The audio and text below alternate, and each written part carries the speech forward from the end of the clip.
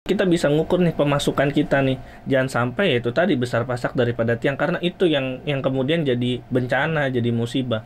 Ngutang nggak bisa dibayar, gali gali lubang tutup lubang, kita nutup utang dengan utang yang baru.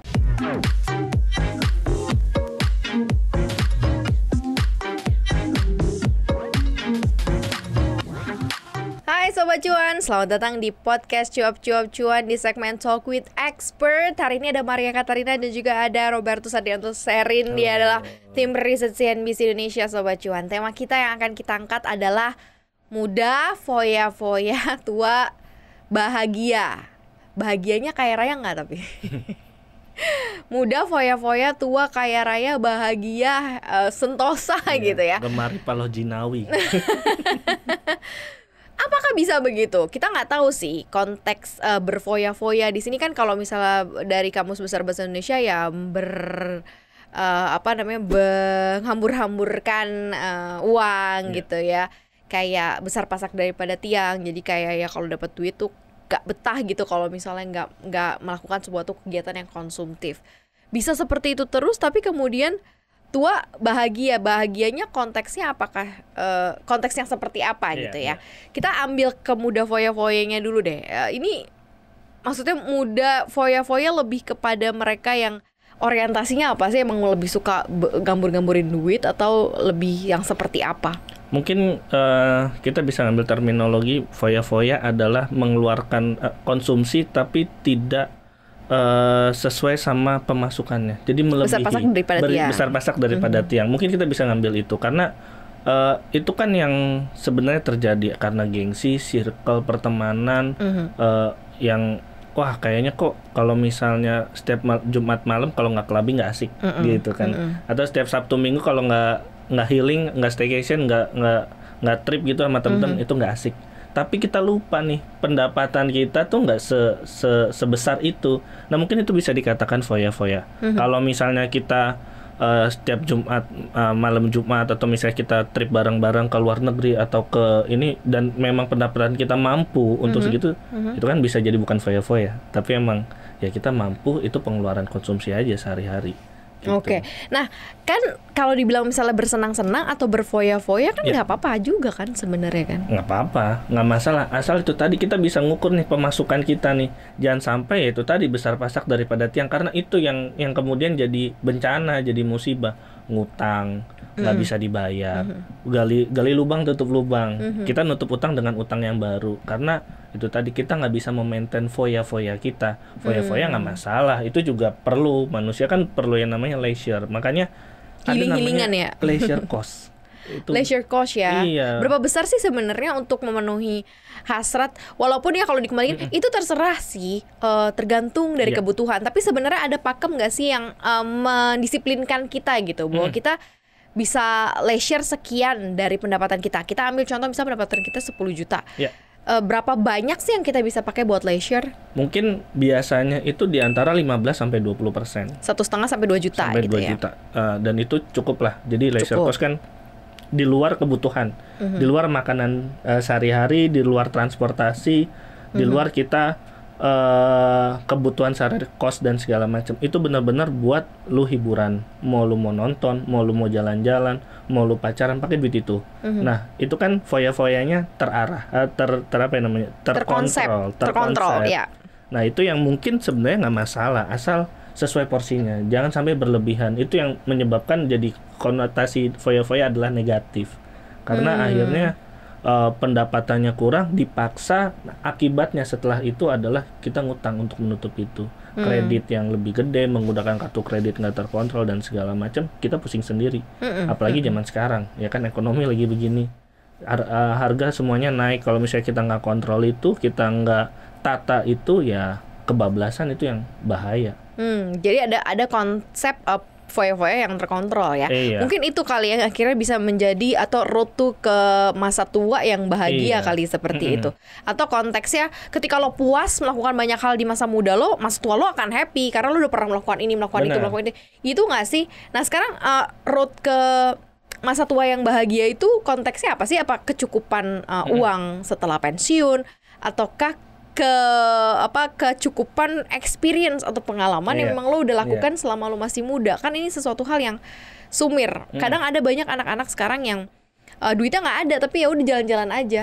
Karena kan kayak YOLO aja, you only live once, sekali doang ya.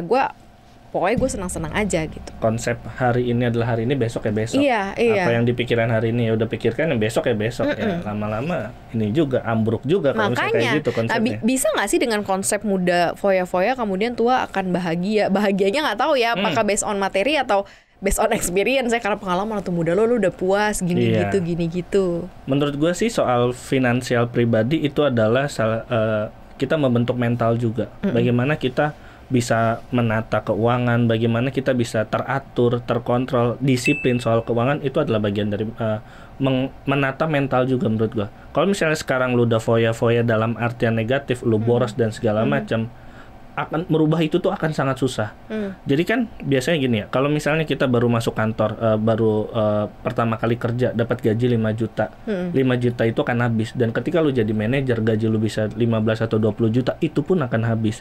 Karena itu adalah mental. Jadi dikontrol lah ketika lu masih muda, lu bisa buat budgeting, itu akan ke bawah sampai tua. Itu adalah salah satu road to tua bahagia. Kalau misalnya kita bicara konsep finansial, tua bahagia adalah ketika lu udah nggak bekerja, lu udah nggak ada bisa cari apa sih istilahnya active income, lu masih bisa hidup tanpa harus mengandalkan anak. Itu kan yang sebenarnya sekarang lagi diprotes tuh sama anak-anak zaman sekarang, sandwich generation.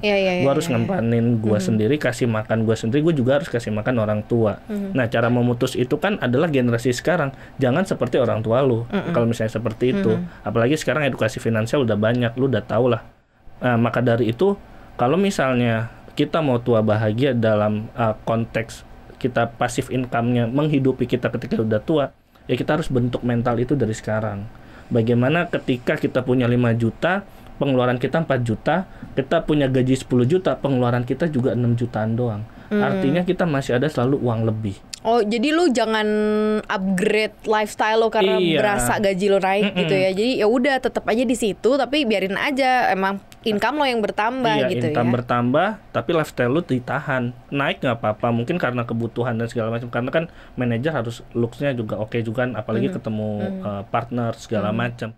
Tapi jangan sampai kelewatan itu tadi, karena menaikkan lifestyle itu sangat mudah dibanding menurunkan lifestyle.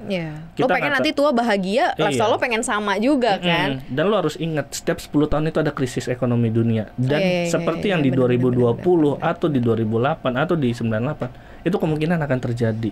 Itu harus dijaga tuh. Jangan sampai karena kita udah foya-foya tiba-tiba kita kena PHK karena musibah, sesuatu yang nggak bisa kita kendaliin, kita yang bingung, nggak ada tabungan, nggak ada dana darurat, nggak ada investasi, terus nggak ada aset, apa yang mau kita jual? Nggak ada.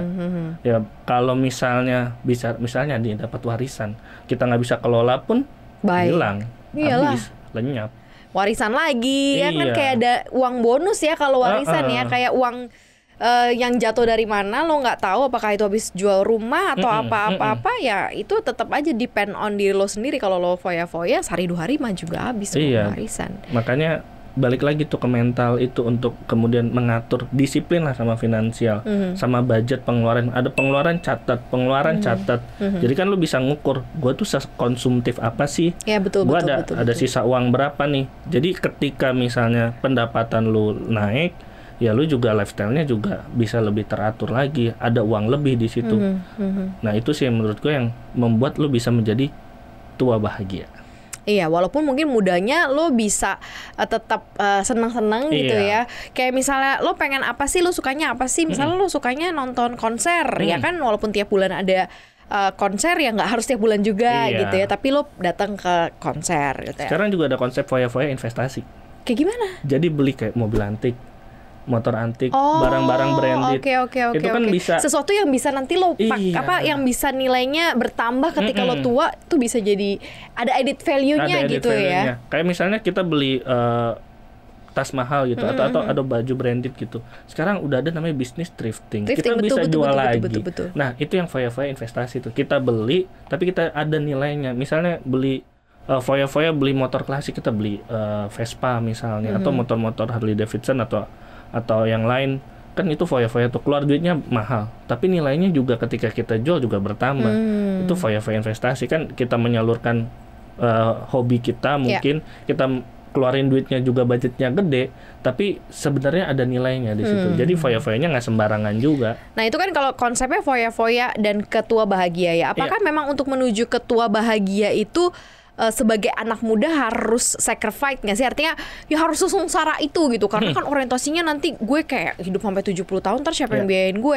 Jadi kayak gue nabungnya harus banyak, terus kemudian gue investasinya harus banyak, harus kayak begitu atau gimana sih menurut lo supaya balance? Ya, sebenarnya dalam budgeting itu sifatnya fleksibel, ngalir sesuai dengan kebutuhan kita.